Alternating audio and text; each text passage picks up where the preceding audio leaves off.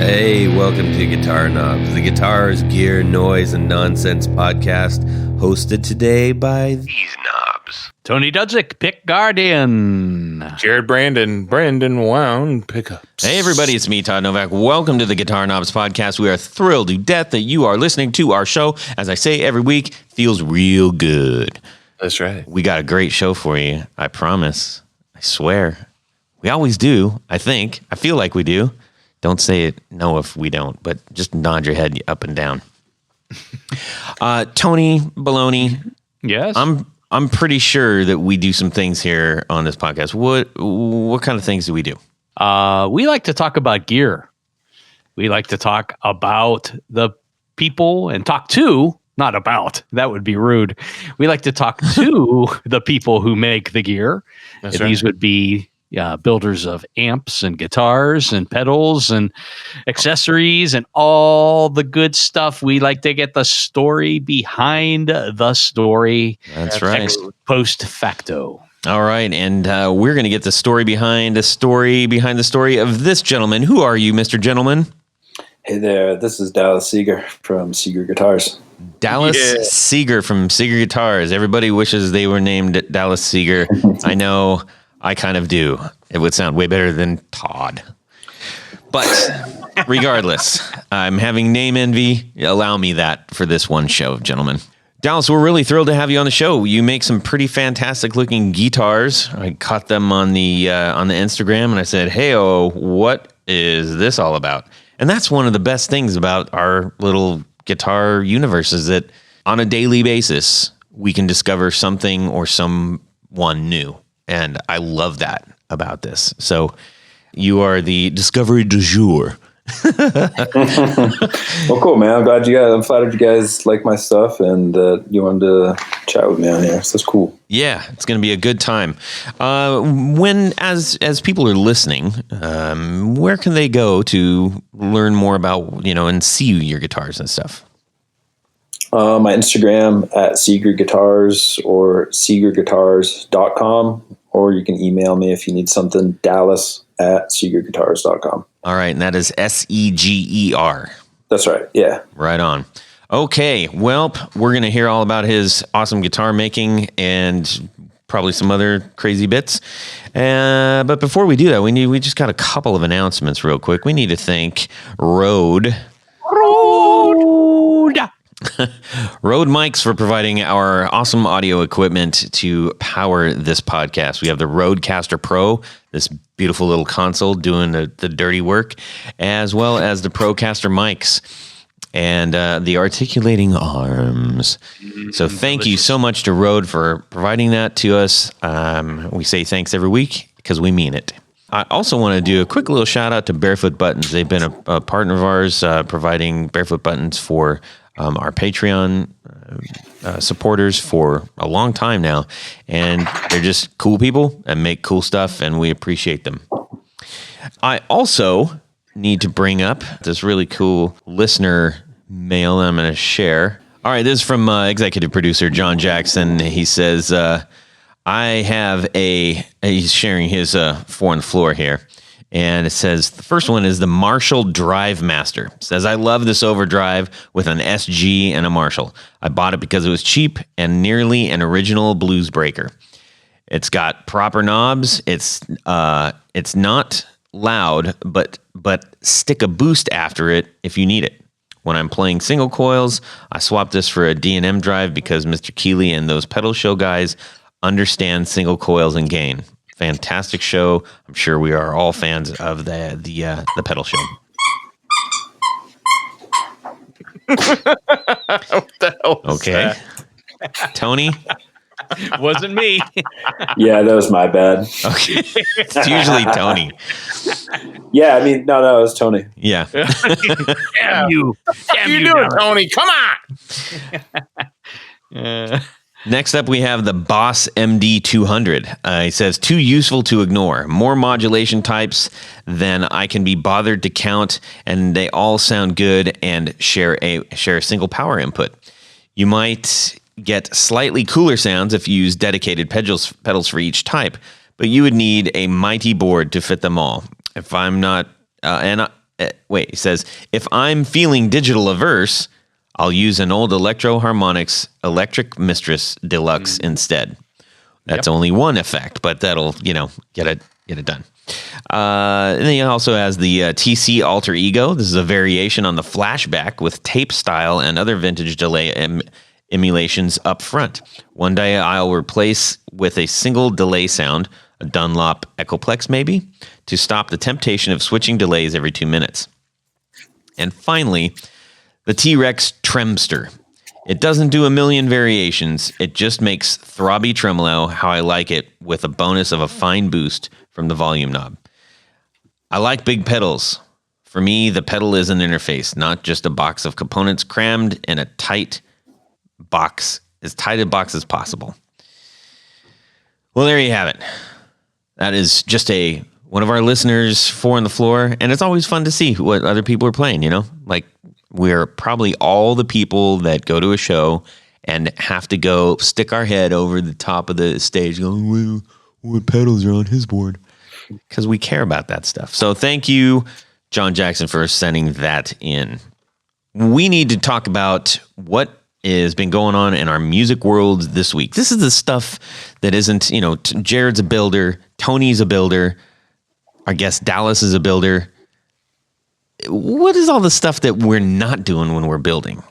All right. Watching football, baby. No. You want to know? No. So I tell you. No, you're watching Hallmark. Tony. I watch football on Hallmark. Tony Baloney's going to kick us off, and then we're going to check out what Dallas is up to. Well, after I stopped watching the Hallmark Channel, this week. Well, this was a big week because this is after Christmas. Mm-hmm. Hopefully the insanity at the post office will slow down a little bit. But this week I started digging into a book that I understand Baloney Claus dropped one off for Jared. It's the Jimmy Page anthology book. Love it. Wow. It is a beauteous book. Buy it. Just buy it. Even if you're not a big Pagey or Zeppelin fan, there is so much cool stuff in there.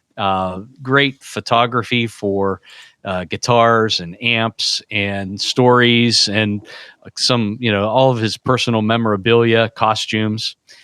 It's an incredible book. And I mean, if you at all like guitars, just go get this. I've been kind of reading through. I think I'm on like chapter 3 or 4 right now. And it's just, there's some crazy stories that go along with the photographs. Very cool. Dallas, what have you been up to in your music world this week? Playing. I'm going to be recording some stuff soon, so I'm just rehearsing for that, trying to get my parts tight. I got a van project. I've got a 74 Dodge B100. I'm doing an engine swap in this winter, so I'm excited to do that, get it back on the road in the spring. 440, 383, what are you putting in it? It's a 360 stroker, so it'll be 408. And trick flow heads, big roller cam. It ought to be a lot of fun. Yeah, wow. That'll sound like rock and roll, baby. Yeah, I can't wait.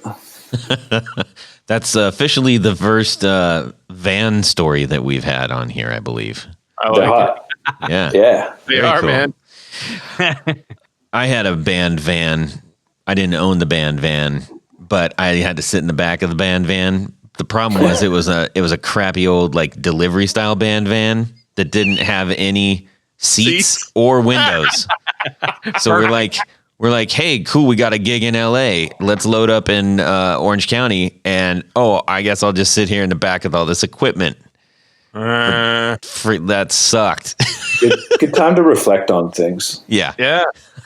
We had a band van too, but we actually put seats in it, and we still had room for all the stuff. Yeah, it was awesome. Dreams of cooler band vans. That would be a pretty fantastic Instagram channel, like cool band vans.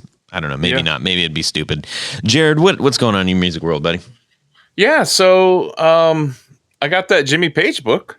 From Tony. I stole your thunder. You did, but that's about, I honestly have not been in the shop and working at all very much. Yeah. So we put some sonotone strings on my 1970 Gibson Les Paul Custom, and we had to go with that, and it sounded really good. I mean, they're great strings. It's always nice when you get the fresh new strings on a guitar. You get that, that undeniable fresh string sound. Nice and bright and clear. Is that the orange one or the black one? It's a black one. Okay. The black one, what? Les Paul Custom. Oh, right. Yeah, the black, weighs 50,000 pounds, and Yeah. And by orange, you mean nicked out, right? Yes, Nicotined out. Oh, yeah. Yeah. I love that guitar. It's got the maple neck on it. Yeah. I am a fool for the late 70s Gibson Les Pauls with the maple necks. I really am. For some reason, I've always loved the action on those. What do you think it does about having the maple neck instead of mahogany? I don't know. Maybe it's just when I think of maple, I think of hard, sturdy maple. So is there more sturdiness in it, or? Yeah, probably. It's probably brighter. Takes some of the darkness of the mahogany away. And it could be just the way they shape the necks in those years, because they were their own thing by then. They were, and my hand loves those necks. It's just the way it is. Great ebony fingerboard, great action. Yeah, I mean that's what I love about the 79. I love that guitar. How about you, Todd? Well, thanks, Tony. I have a similar story. I've got a similar story. I was walking down the street. Wait, now I can't tell who it is. Yeah. That's our official Jared noise that we make. So I was doing the 1 Minute Wonder little demo videos that I've been doing, and I decided, I'm like, you know what? For this pedal, this was for the Hello Sailors free range pedal. I said, I feel like this needs to be through my Sheraton 2 with Jared's Brandon Wound 59 clones in it, because it was just kind of screaming kind of Oasis tones to me, like big giant rock and stadium rock, Sure. And I plugged that thing in, and I was like, oh my gosh. But I hadn't changed strings on that in forever. So immediately after I finished that, I'm like, I got to get some new strings on these things. So I had a set of the Kurt Mangan 10s, and I put those on. And what was interesting is I was like, oh, maybe this is a time to experiment with string winding a little bit. And so I just checked out a couple videos, and I said, well, I'm going to try this over-under business that I've been seeing. I hadn't really used that in the past, but I decided to try. It didn't go super awesome. But because of that, although I saw plenty of other people that had done it really well, I was like, well, there's a lot of comments on like, I ditched this years ago. Why on earth would you do this? Oh, this is the best. No, this is the worst. So I sent a little note to our pal Drew Foppy, and I'm like, all right, you change about 1,000 strings a week in your job. How do you do it? And he said, I'll do a video. So he's going to be posting a video on a worldwide touring guitar tech, how he changes strings. So for the winds, it's all about the winds. So that'll be kind of interesting. I'll be interested to see if he does it right. I think he does it. He's left-handed. I can't wait to get in the comments and tell him how wrong he is. So anyways, he's gonna do that, and I'm looking forward to seeing that. So I just I did try the over under thing, and then I was like, yeah, screw that. So I took them all off and put another set on, and just did them the old way that I've been doing them for ages. I would like to do get a more efficient, faster way to do it. So yeah, I'm open to doing things better. Yeah. So why don't you just get a bunch of guitars with Bigsby's if you really want to be efficient? 12-string Bigsby. Ooh, now you're talking. All right. How about some of this? 1, 2, 1, 2, 3, 4 on the floor. Jared. Yes, Tony Baloney. Tell me about Tour Gear Design patch cables. They're awesome. I have a bunch of them. I ordered several sizes, several styles at one time. Are they durable? They're absolutely as durable as can be, and they are very small. So they fit. Are they flat as a crepe? They are flat No. as a Pancake. yummy, You sugary crepe. toolbox. Speaking of toolbox, What? yes, these patch cables are pretty fantastic, extremely low profile, and Hey, I think they're affordable. they're too, super affordable. In fact, I took advantage of the sale that they had going on. And if you missed that sale, it's okay, because you can go to tourgeardesigns.com/discounts/the guitar knobs, and you're going to save 10% on your entire order. Okay. Now, I want to also share that they just came out with, I think it's a 24-inch patch cable, an 18-inch, and a 15-inch, and a 10-inch. And I got one of each of those because I've found myself oddly in need of those. So I was like, woohoo! And I grabbed them. Well, you could use that with your Moog synthesizer. I could when I get one. Anyway, so check out tourgeardesigns.com/discounts/the guitar knobs. Save 10% on some of the best patch cables out there, period. We keep having people that come on the show that are builders that have to string up their pedal boards over and over and over and over, and so many people are using them right now. So I would jump on that. Yeah, they're very cool. Yes, good people too. All righty. Dallas Seger is going to share his 4 on the floor with us. I'm very anxious to hear what these pedals are. Dallas, one at a time, share all of the amazing, wondrous things about your 4 must-have pedals. Yeah, I guess in no particular order. The first one that comes to mind is I love Fulltone's Deja Vibe. Mm-hmm. I actually have 3 different kinds. So I have 2 Tradles and one of the box kind, and they all sound a little different, but they're so silky and wormy, and they're just so cool. You can really dial it back so you can barely tell what's going on, or you can really make it whooshy. But that Univibe, definitely. And I think the full tone ones are the best. At least the ones that I've tried. I haven't tried any really ultra boutique ones. So I just did a 1 minute wonder on the Jam Pedals Waterfall, which has a vibe section on it. That's one that I particularly like. What do you got for number 2? Well, one of my all-time favorite distortions is the Black Arts Toneworks Black Forest. I have a very early one, and it's just so cool and unique. I don't know. There's something about the voice of it that just sounds totally unique to me. It's a little bit cold sounding, but it's very pleasing. It's not shrill or anything. What about that particular one? You like it's pleasing? Is it the actual tone, or is it the gain that you're digging? Both. I mean, you can get a pretty saturated tone. Obviously, you can dial it back, but it has a variac on it, and I think the EQ is I may be wrong. I think the EQ is a Baxandall EQ, so it's kind of like those old school oranges with just bass and treble, and it just has a very distinct tone. It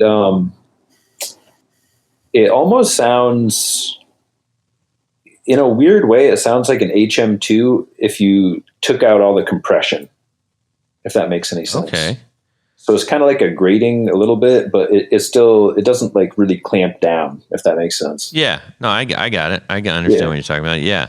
It's kind of openish. Exactly. It's actually, it's really, really good at bass too. Far out, man. That's cool. It's awesome. I don't think we've had a Black Arts Toneworks pedal mentioned yet. They're great. I've got a bunch of them. They're awesome. Very cool. Where do you know where those are made out of? I should know. Somewhere in the Midwest. I don't know. Maybe Kentucky, actually. Can you think of it? I'll have to check that out. Check out Definitely. the old Black Arts Toneworks. Yeah, they're cool. Excellent. What about number 3?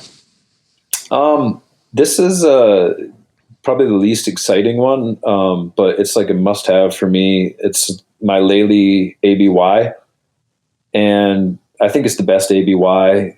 It's super duper durable, and it doesn't add any extra noise or pops or clicks or anything like that. I like to, in my band, when I go for a lead, I don't, I turn on another amp rather than like switching a channel or hitting a distortion pedal. So it's much more dramatic that way. So that's a great idea. It's crazy. It wallops you. That's really cool. I wonder, I may be getting a story confused, but I remember reading about Mick Mars from Motley Crue, who would, he had like, he wasn't running monster amps. He had like, half a dozen smaller amps. They were all just all kinds of them, which is one of the reasons he had like kind of a more unique sound. And I wonder if that was one of the tricks that he was doing, because I mean, he had access to them, that's for sure. Yeah, I mean, I really like the idea of like running a couple of amps, and you can kind of complement each other. Get like, one amp's a little tighter, the other one's a little saggier. Yeah. EQ. It's a lot of fun. Yeah, yeah. I've been experimenting with a very similar thing at home. It's Star Wars. I know it. Oh, that was a Millennium Falcon. Oh my god! Yeah, See, it took me a second. Awesome. I was trying to pair up. I've got a Supro Blackmagic, and I when I recorded our record, I also paired it up with an old Univox, which is basically like a Marshall clone, and from what I understand. Don't throw rocks at me if I got that one wrong, but we were trying to dial in some Marshall sounds to complement this Supro. So I'm like, man, I'd love to be able to do this live. And so running two combos would be pretty rad. So I was looking around still am looking for a nice, like sort of Marshall-y complement or something of that ilk to, a good complement to that sound. So yeah, I dig what you're doing. That sounds like it, anytime you're doing that, it's just like, whoa, my gosh, my sound just like multiplied in awesome ways. Yeah, it's really like 2 amps is like 4 amps, Yeah, I like that kind of math. All right, how about number 4? I guess he's not making stuff anymore, but Nick Dunwich made me some awesome gain pedals. My favorite one, I'll tell you about 2 of them. He made me like a totally NOS faithful range master with like the correct grounding and everything. And that just totally does a range master thing. It's amazing.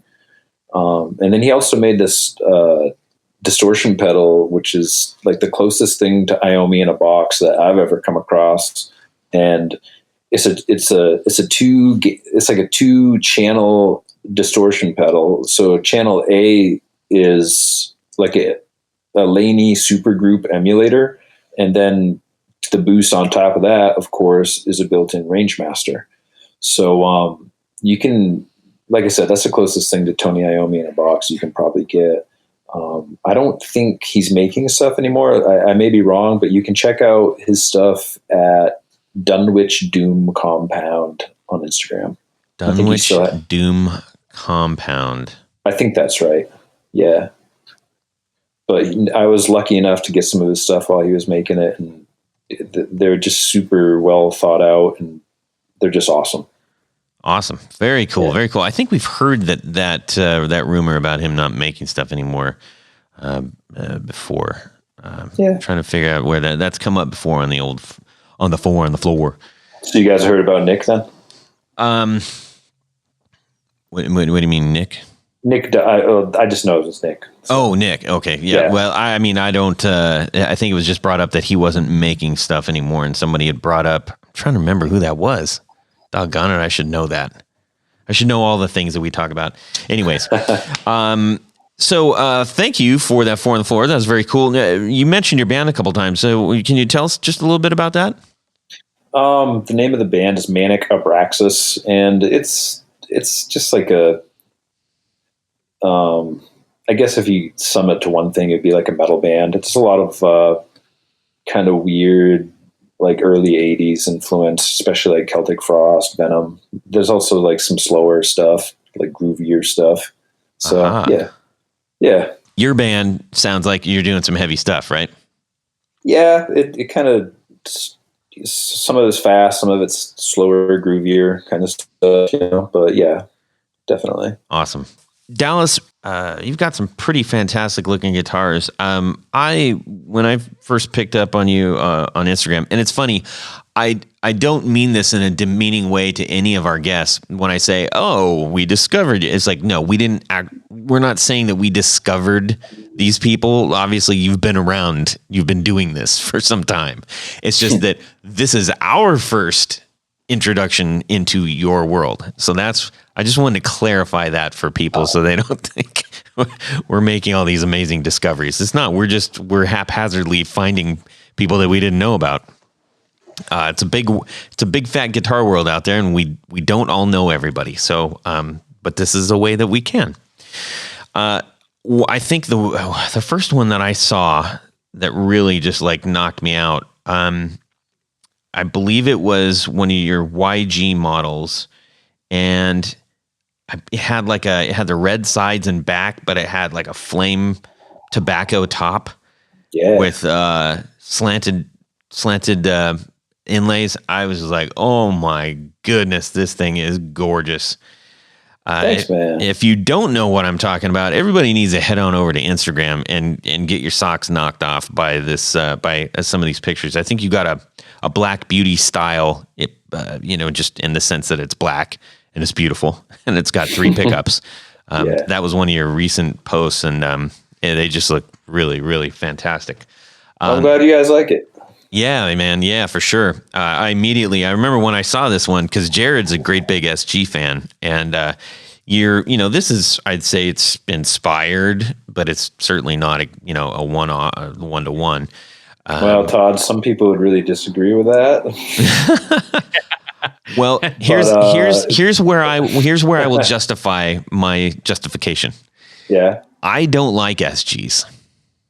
I'm with you. They're the coolest looking guitar that I cannot bond with. You've taken some liberties with that inspiration that I actually do really dig aesthetically. Yeah, I mean, thank you.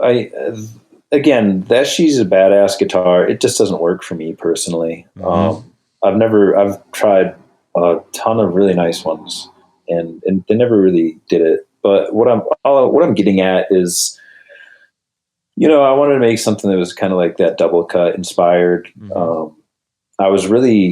The irony, I've gotten a lot of grief over that shape. And the irony is really, I was going for more of a Yamaha double cut, the Yamaha SG, because it's symmetrical. Mm-hmm. But I was trying to make something with a bigger neck joint and just more rigidity. Yeah.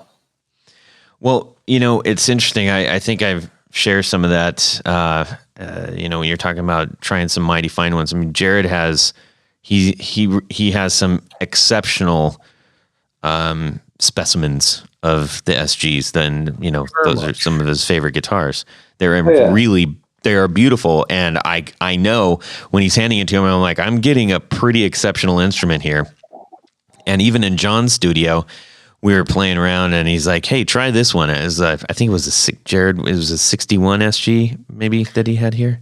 Yeah, it's an early 60s, either a special or a junior. Yeah, it's one of the two. And he said, "Hey, this is one of my prize instruments," and I picked it up, and I'm like, "No, I hate this. Get it off me." And he's like, "What? How can you say that? You have no idea." He also has a mid 70s as well. Those are good instruments as well. They're tanks, man. They're very sturdy guitars. Yeah.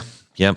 So it's just one of those things. I don't know why and neither, I think, we're sharing a little bit of camaraderie about this SGs, and for those who do have them and love them, more power to you. It's just, we all got our own personal things. Absolutely. Here. So while people are checking these out, and we'll get into some of the other models that you're doing, what's your backstory on getting into this? How does one end up producing a beautiful guitar like this? In my case, I was self-taught. It's just tons and tons of repetition. I've been doing this for 21 years now. I haven't been doing it steady. I built a bunch of stuff when I was young, kind of got out of it for a couple of years, and kind of reemerged with the Seger Guitars brand. And I've just been at it ever since. I just love it so much. I don't really want to do anything else. That's a good problem to have. It is. It works out great. But yeah, I was self-taught. I was really into woodworking actually as a kid. And as luck would have it, I had shop class grades 5 through all the way through high school. So I had 8 years of shop class basically. Wow. Just in public education. And it was like the only thing I paid attention to. And I was just wanted to make stuff from wood. And then, like many people, age 12, I was like, whoa, guitars are cool. And it wasn't long after that before I started really like looking at them and trying to figure out how they're made, and took it from there. There wasn't a lot of information. I'm kind of grateful for this because, the internet was still relatively new, and it this was way before social media and stuff. And I had some books, and those were a big help. But there was very, very little information on Lutherie on the internet. It's still a black art sort of. Mm-hmm. So it just forced me to just mess up a ton. And, just more often than not in the early years, find out what not to do. And, figured it out after a while. And it could be discouraging, but I was never like so discouraged that I wanted to quit, Mm-hmm. It's just like, I learned a new lesson. What was one of the hardest things?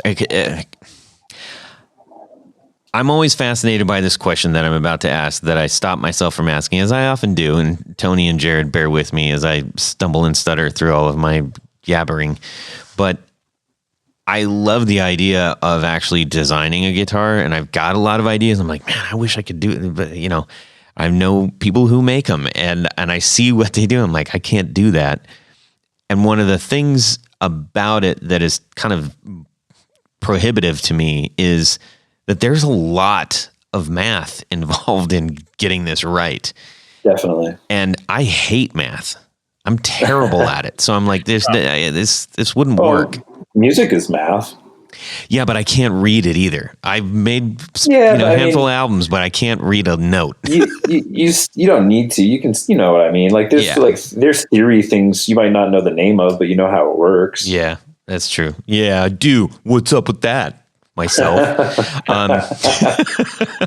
Anyways, as you're getting into this, if you're self-taught, like what were some of the things that you thought like, oh my gosh, how am I going to do this? Everything at one point, honestly. The thing that amateur guitar makers struggle with the most, and I'm speaking from experience, there's an order a guitar wants to go together, and there really isn't a lot of wiggle room in that. So in other words, it's really easy to paint yourself into a corner.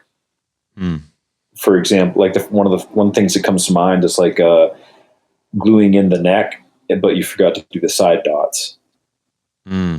Or like, there's any number of things like that. And I think, I guess the only solution to that is just really, really thinking the process over very carefully.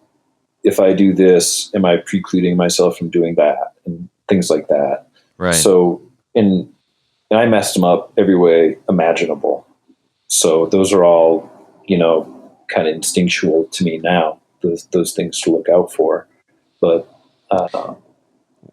yeah, it's interesting because there's so many things that are dependent upon each other. It's not like, when I'm looking at one of your guitars right now. I'm familiar with what guitars look like, so I could do this from memory, but I happen to be looking at this right now. I'm like, okay, let's say if you put the bridge in the wrong place, just even by a little bit, well, that affects your string spacing. Well, that affects the nut, that affects the scale length, that affect is like all of these little tiny things that are all pretty much the same on almost every guitar, right, are crucial to get right. And that's the thing that terrifies me.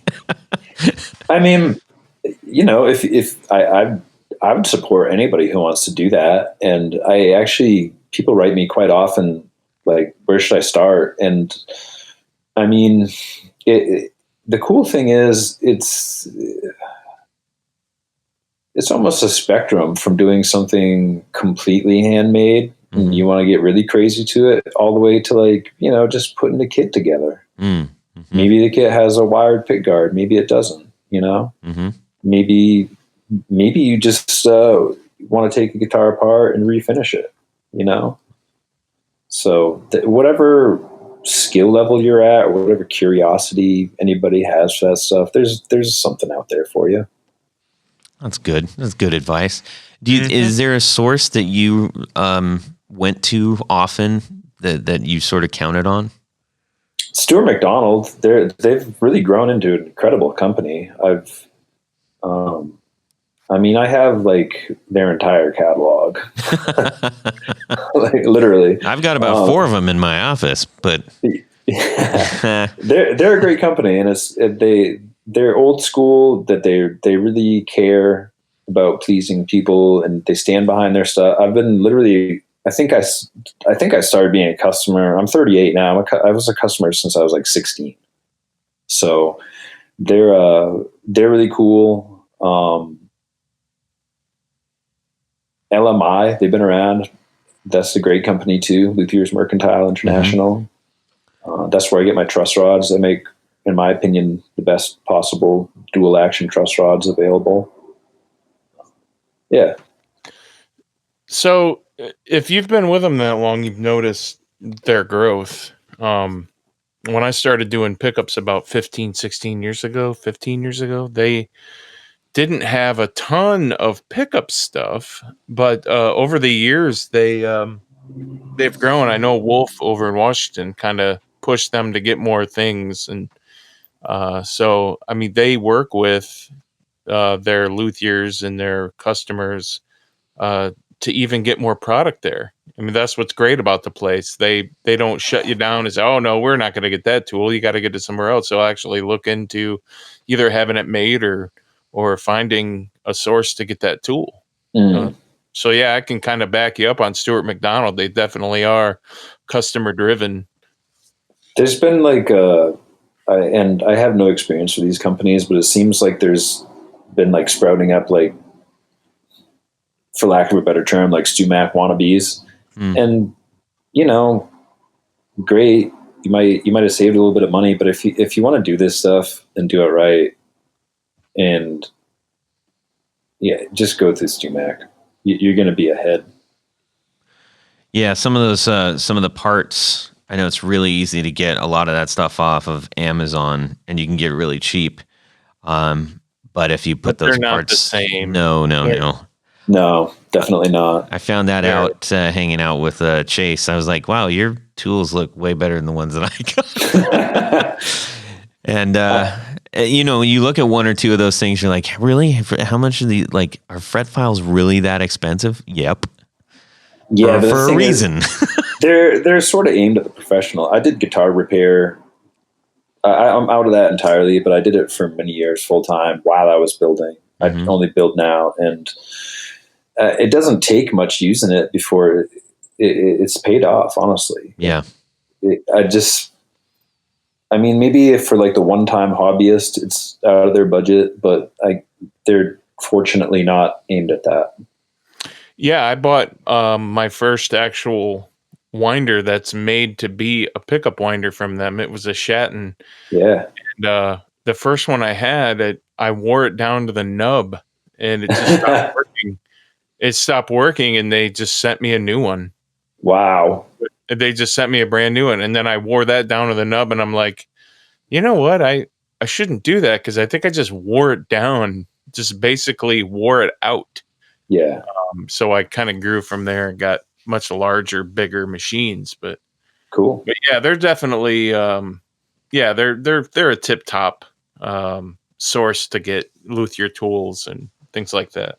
Even just there's a wealth of information on their YouTubes and their website. I mean, the amount it's really incredible what they share. So Dallas, you've got a lot of I would say that your guitars are like, they're obviously a lot of them are classically inspired, but you've managed to find some unique ways to express your own artistic taste with some of these. Let's talk about a couple of those.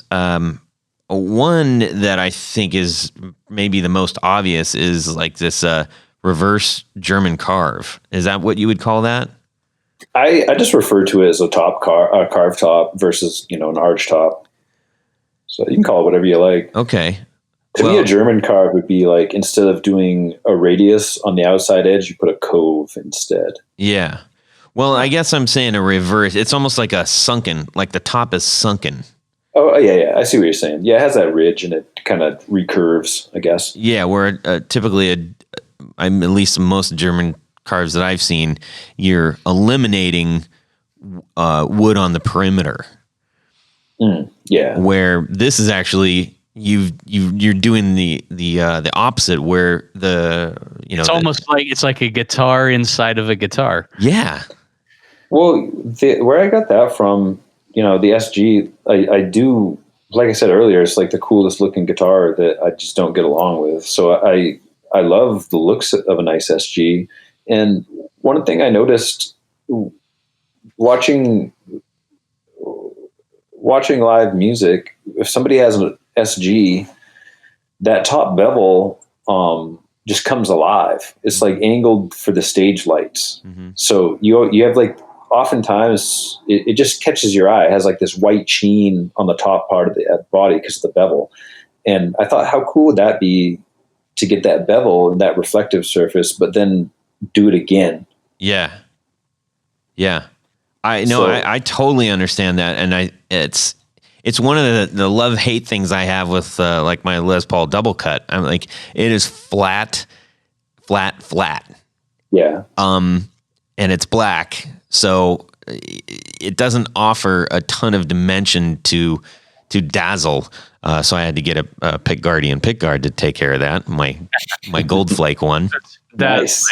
That'll do it. But I absolutely understand that, because when you look at it, you know that if you just twist this thing in the light, it is going to absolutely come alive. You can tell that just by looking at them, and at any angle you have, it looks like there's a whole bunch of awesomeness going on. And it's a weird thing, because almost, most of the guitars are just pretty flat, except for some of the, carved tops or arch tops, Les Pauls and etc. But so I thought that was a unique way to help make something stand out and be different. And you have more. You've got a couple of them that are more deep set. You have some that carve comes right up to the where the binding. That's what you call a recurve. Aha. So with the old Les Pauls, the 50s ones, they were actually shaped like an arch top. So you have the bubble. Everybody knows what the bubble is, what the bridge sets on, but it would go down, and then, like an inch inside the body, it would come back up. Yes. Yep. So you're seeing a recurve. That's an arch top guitar thing, actually, because that recurve is the thinnest part of the top or the back of an arch top guitar, and that kind of acts as a hinge for the whole top and the back to vibrate. Now, obviously, this is adapted to solid body guitars, but it's a little nod to the arch tops of the old, Yeah. And I've heard people call that the 50s carve. Yeah, the 70s ones were different because they were just a radius. It was just, it didn't have the recurve to it. So if you just imagine more like a surface of a ball versus like a violin shape. Yep. Mm-hmm. Yes. Violin. Yes. It's all relative. Like that. Yeah. Very cool. Well, those are some of the things that I just kind of marvel at when I'm looking at I tend to focus on like the little things that are different. I appreciate you noticing. Yeah. The one I really sweat that stuff. The one that caught my eye was the oak and an acorn carving, which is a nod to the Guild S100. It is. I actually, I love the Nature Boy. I actually made that. That was going to be a little different, actually. I made that as a speculative piece. It's since sold, and it happened when Lemmy died. So I put the oak leaves on there for Lemmy. Nice. Did you carve that by hand, or I didn't? There's a local cat who did that for me. He did a great job. I think if I do it again, I think I'm just going to do it. I think I could pull that off. You just need the right tools. Got to get some real good quality tools. I've been collecting some hand carving tools. I got some ideas. Very cool. What does your guitar spectrum look like moving forward? Are you kind of staying in this vein, or are you exploring new things? I want to keep on challenging myself, and there's all kinds of ways just in the shop, not to mention actual builds. There's like a whole list of stuff I want to do lately, and this is a good thing. I've been so busy with fulfilling customer stuff, I haven't had a time to make those speculative guitars. Mm-hmm. So I'm really wanting to get back into doing batches of guitars that are both custom order and some speculative ones, where I can kind of get some designs that I really want to do out there, just kind of for fun. And I have really good luck getting rid of them later. So that's a lot of cool. That's a cool thing. Some people might notice, like over the last years, my stuff has kind of taken a bit of an 80s slant, kind of revisiting some of the classics in my own way, but still building them. Like what? Yeah. I don't know. I mean, I came out with some stuff that's like definitely very, very like late 70s BC Rich. Mm-hmm. Some like, I guess maybe nothing that's like a blatant influence, but just kind of like trying to catch a vibe off something. I did some stuff recently, like pickups mounted to the body instead of using the rings, just little things like that, So I don't know if, I've been using Kahlers. I love Kahler bridges. Those are cool. A lot of people don't even know they're still being made. Huh. So, but I'd like to do some Floyd Rose stuff. I think that'd be fun, and just kind of break my own rules and see if I can do one of these with a Floyd Rose, stuff like that. I just want to keep it fresh and keep it moving. I'm working on some new shapes right now, late 70s BC Rich inspired, kind of, you'll have to stay tuned, but some unique shapes, lots of bevels. Nice. Stuff like that. If you don't mind me asking, what got you to that BC Rich idea? Like what got you there? Did you have one of those, or you just really like the way those are? Honestly, what got me into them, I wanted to make a 9-string guitar. I was really, really, really into the lead work on High on Fire's Death is This Communion album, where Matt Pike played a 9-string, and it was the top 3 strings were doubled. So G, G, G, B, B, E, E. And the lead sound is just bonkers. He's got half of a 12-string. Mm-hmm. And I wanted to cop that a little bit. So I was like, I know I want to make 9-string and mess around with this paired lead string idea.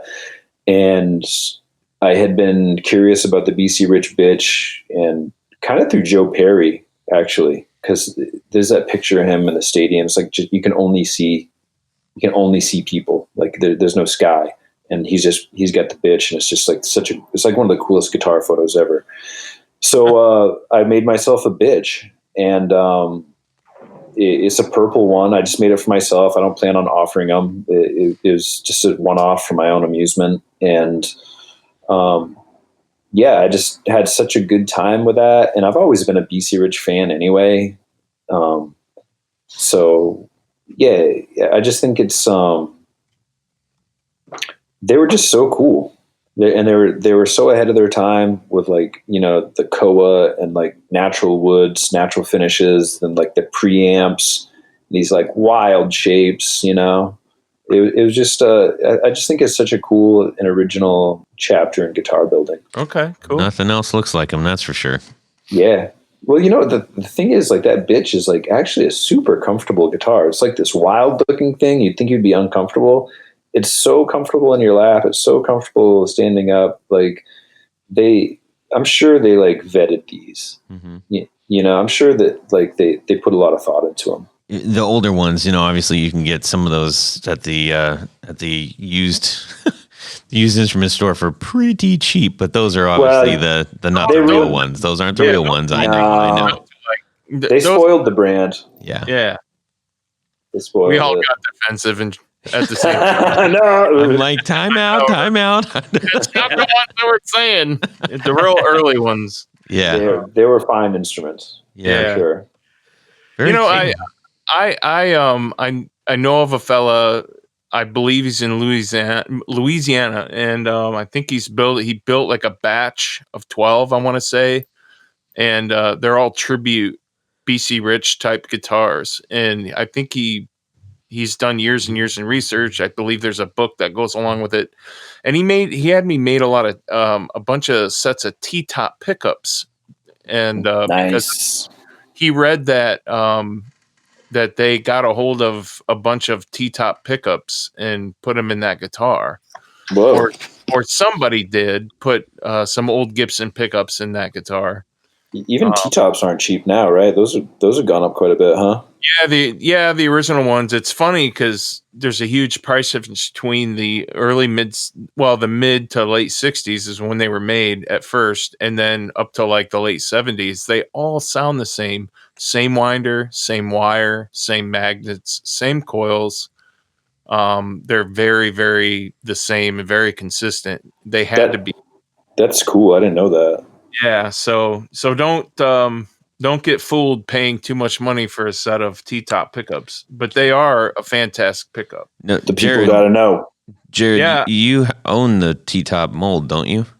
I had one made, and there are 2 marks on them that are that you can distinguish my mold from the original mold. So there are distinguishing marks that are very small that you can easily point at and say, "Oh, that's Brandon Wound T-top." Because the T-top wasn't made, like the T on there wasn't some sort of patent design. It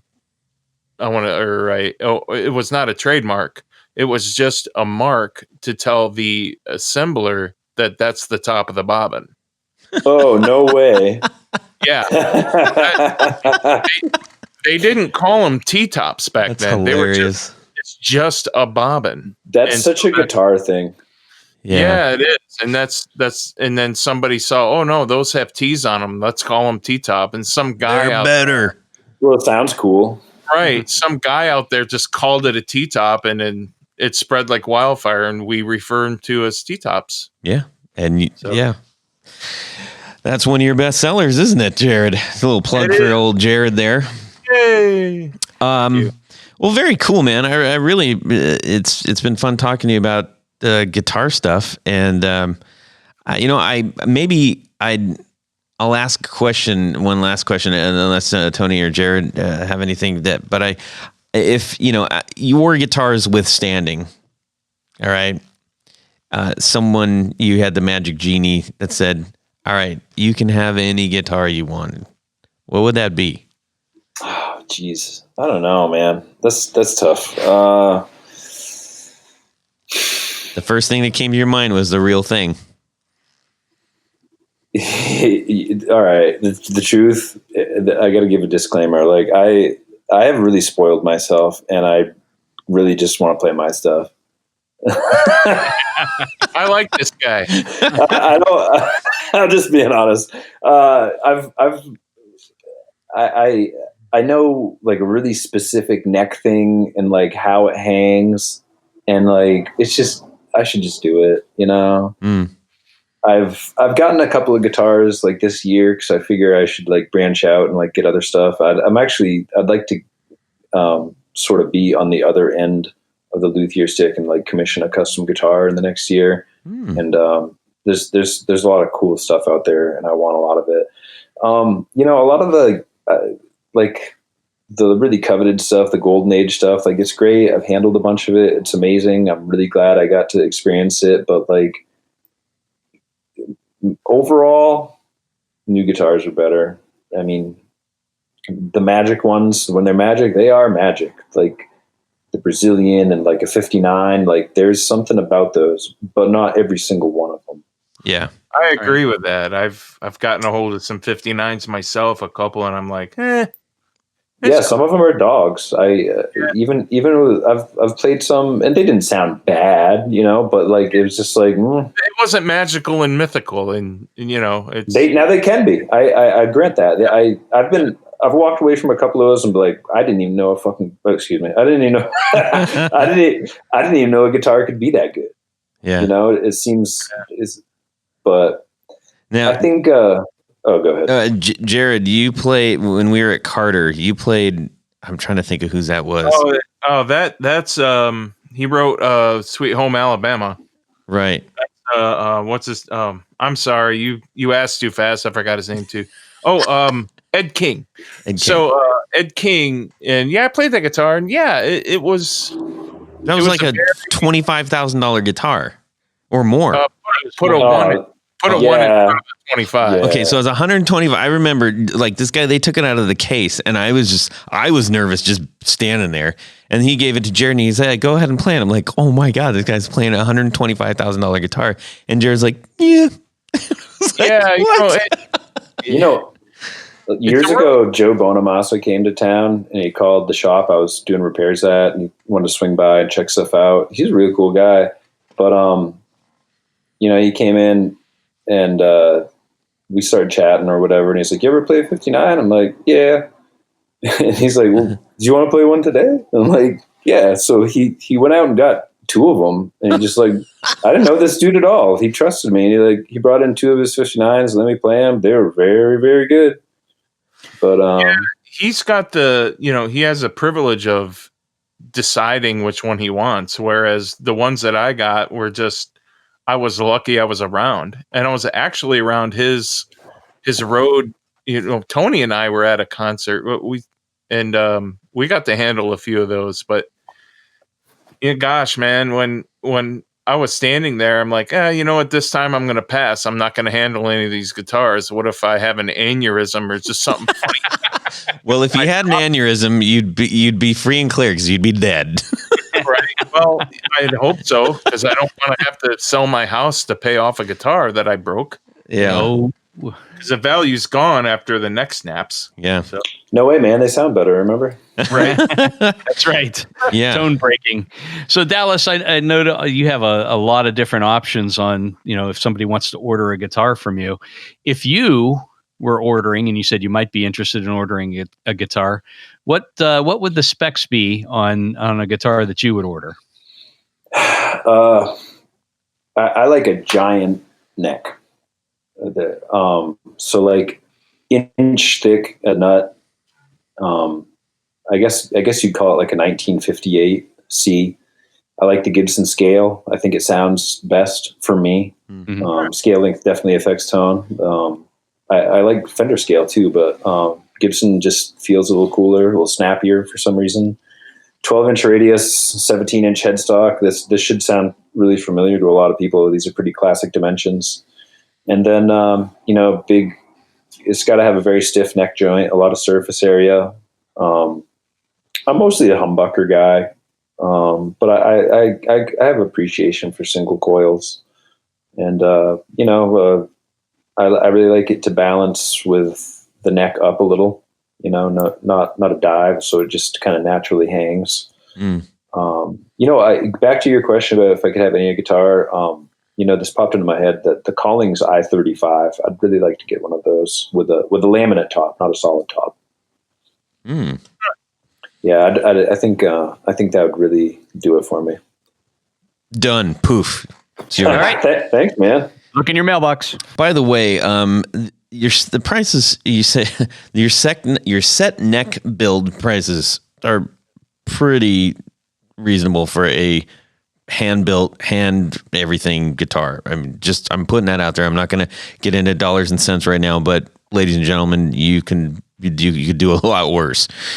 I want to find out also, what strings are you using and what gauge? Yeah. The thing with strings, like, I like fancy ones. If I could just use like nothing but pyramid or something, I love pyramid. But I think there's something to be said for just getting a set of strings that you can get virtually anywhere. Mm-hmm. In my case, I really like the Dario 1052, the light heavy set, and and I honestly use it for like any tuning, E, low, whatever. I just generally go for that for everything. If I'm doing I don't do like a lot of crazy low tunings. If I did, I'd probably get like a more specialty set. But I mostly play in E flat or C sharp, and I just use them for everything. And yeah, they do feel a little different in the different tunings, but that's just what I've been doing. Nice. Well, can't go wrong. That sounds like a pretty solid choice. Speaking of solid choices, we're going to transition over to Jaredville, and he's got some choices that we need to take care of right now. Exactly. Hit it, man. Ladies and gentlemen, it is now the time for the segment called Would You Rather? So our good friend Ron Lister from British Columbia, Canada, wrote us a really, really cool thingy McDougal, a message, and it ends with the Would You Rather. So here it goes. As musicians, we all strive to develop our craft. Be it as a performer or hobbyist, this journey often includes a perpetual quest for knowledge, insight, and gear that might give us the edge, not the edge, amongst our counterparts, or simply to just sound better for our known personal satisfaction. For many of us, this quest has led us here to the other side of the coin, where the guitar knobs unite with the best of the best sonic shapers and gear builders, which is often truly an inspiring experience. So given the option between these two worlds, would you rather be known as a groundbreaking and creative musician, or would you rather be recognized for your technical expertise as an innovative and forward-thinking boutique guitar designer and builder? Oof. That is a brutal question. That's not fair. All right, let's go. Tony, Jared, Dallas, and then I'll wrap it up. That's really tough. I'm thinking I'm just going to shoot. This is off the top of my head. I'm going to just say I would rather be known for the design and build as opposed to the playing. If you're a great designer and builder, you'll be able to meet with and maybe even jam with some really great players over the course of your career. And to me, that's the longevity of that, and the historical preservation of something that is, we'll call it a classic or whatever. I think that trumps the ability to play, because a lot of players sometimes are just kind of flash in the pan kind of people. Mm-hmm. Whereas something, let's go back to, a Flying V or an Explorer, or even a late 50s Les Paul. I mean, those are classic, timeless designs. Or the SG, or the Telecaster, or in your case, Todd, the Stratocaster. So I think that, when you think about it in terms of, the long-term impact, I think having a great design and or a great build, I think is a better option. Very interesting. That's me thinking. All right. Jared? This is not difficult at all for me. I would much rather be the technical expertise and designer and builder. I've kind of experienced already kind of what it's like to be that guy, because I've been around Seymour Duncan. I'm using him as an example. Mm-hmm. He has been in the business, and he goes all the way back to Jimi Hendrix. And when you look at longevity and how long he's been around doing the same thing and being happy, you can, put him in the same box as far as longevity as the Stones and Aerosmith. And well, I said the Stones, and they've been around for the longest, but I think you have a much longer and happier life when you're just doing what you like to do, and you don't have all that fame, and you don't have all that, all these other expectations that drain people. And so I'm not the guy who wants to be on stage in front of 1 million people every night. I'm not that guy. I do it a few times. I've been around, I've been in front of maybe 1,500 people playing, but I wouldn't want to do that all the time. So I guess me personally, I definitely take the innovative and forward-thinking boutique guitar or boutique guy. That's what I want to do. I wanted you to say boutique guitar. The boutique guitar. Yeah, boutique guitar. All right, Dallas, I think we know what your answer is, but go ahead. There's that old saying that luthiers are frustrated guitarists. And I don't feel that way. I'm doing what I love. Yeah. So I'd choose musician. I would turn my back on all this. If you know anybody who can, I will burn my shop down to the ground tomorrow and just forget about it entirely. So if you know anybody, Todd, who could hook that up for me, an arsonist? Is that what you're asking? I would. I'm from Youngstown, so yeah, we have a lot of arsonists. I'd throw my tools away, and I would just turn my back on it forever. Fame and fortune, and having to fill expectations for the rest of your life. Yeah, and get a bunch of band drama. All kinds of Yeah, I'd do that. Everything that goes along. Oh, wow. That's surprising. But,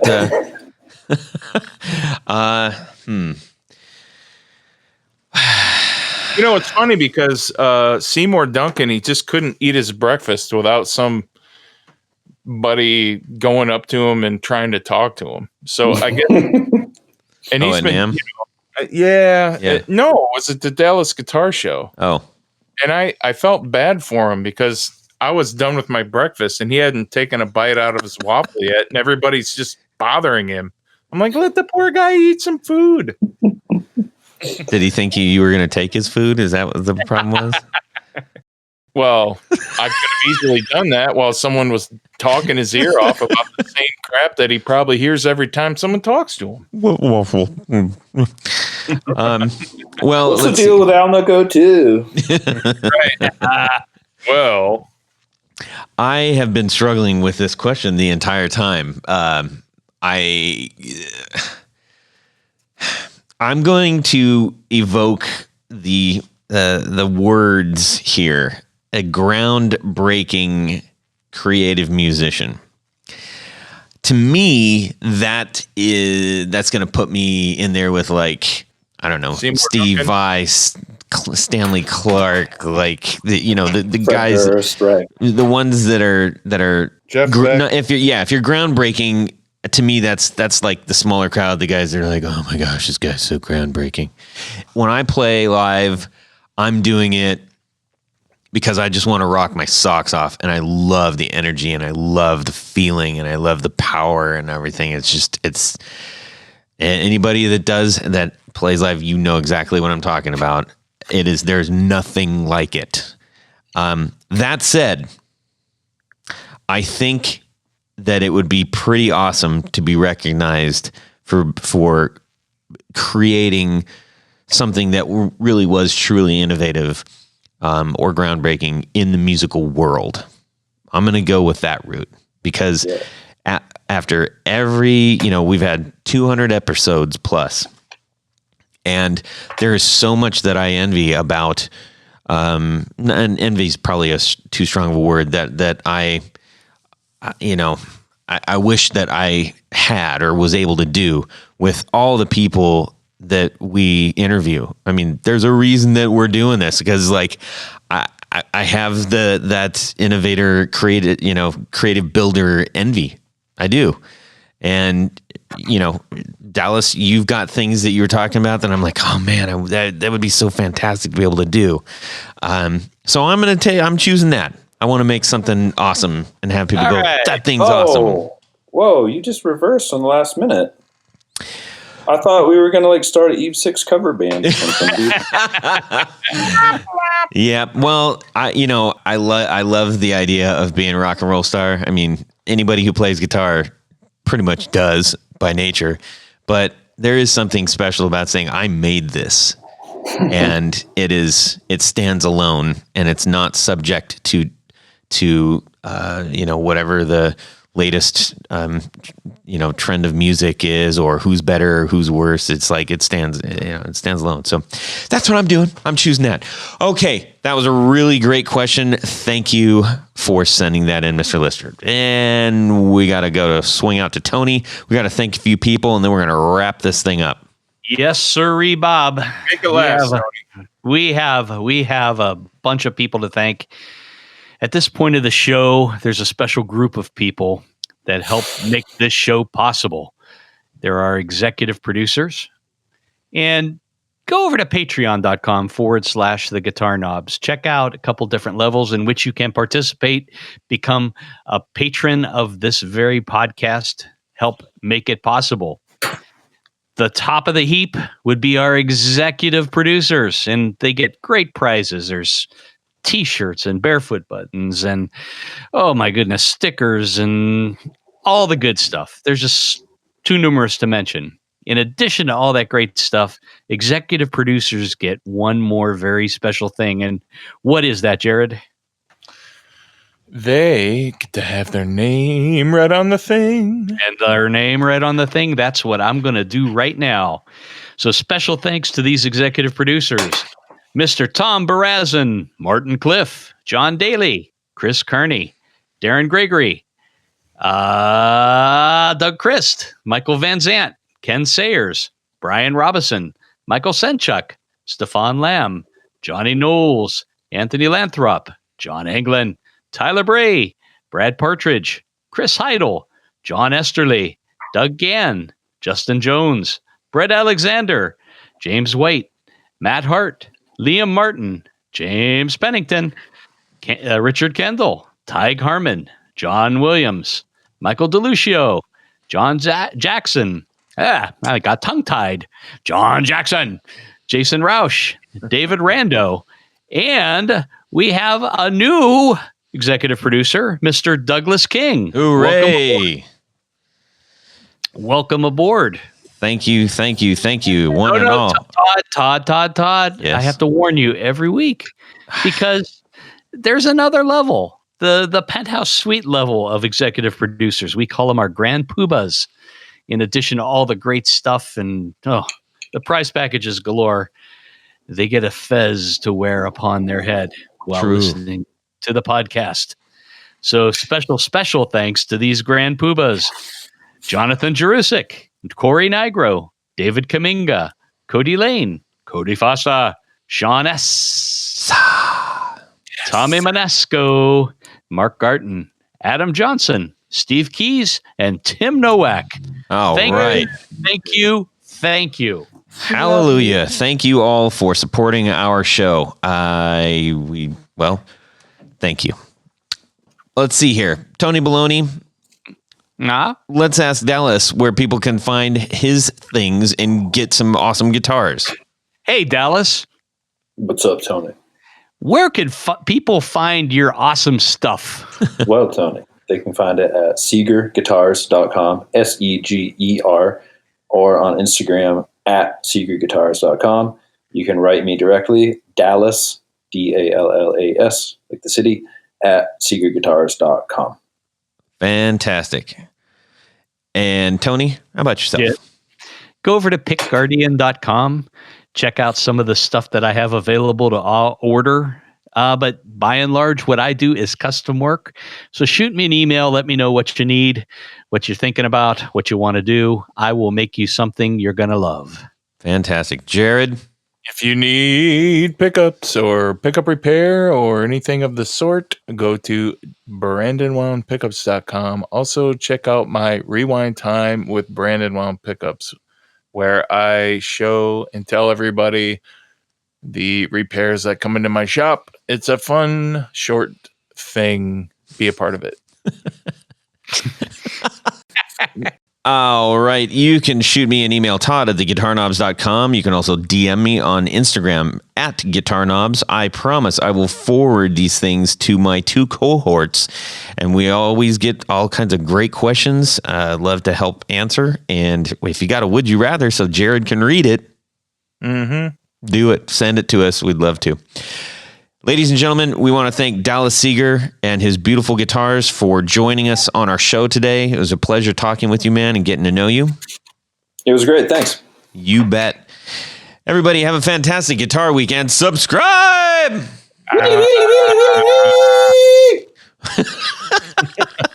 Well done. Todd, are you there? I'm here. Todd? Jared? That's my joke. Boy, did you get blessed with the flipping coolest rock and roll name ever. Goodness sakes. Dallas Seger. Yeah, that's all right. Yeah, it's all right. Whatever. Candace Cameron. Yeah, she's on Hallmark all the time, man. Why are you watching Hallmark, Jared? Okay, so I can't hear Todd. For real? No. Oh man, that was good. He got you, fucker. Well, I know that Mario Lopez is going to play Colonel Sanders in the movie. That's right. I'm totally serious. And things are finally starting to get. What was that? Was the UFO? Was the mothership coming to get me? Yeah, are you still there, Dallas, or were you abducted, bro? Look at Ray Kroc. I mean, he bought McDonald's, but he kept it McDonald's because his last name is Kroc. Is there really a Colonel Sanders movie? Yeah, it's a Hallmark thing. It's called Recipe for Seduction. Shut up. I'm totally serious. Look it up. Shut up.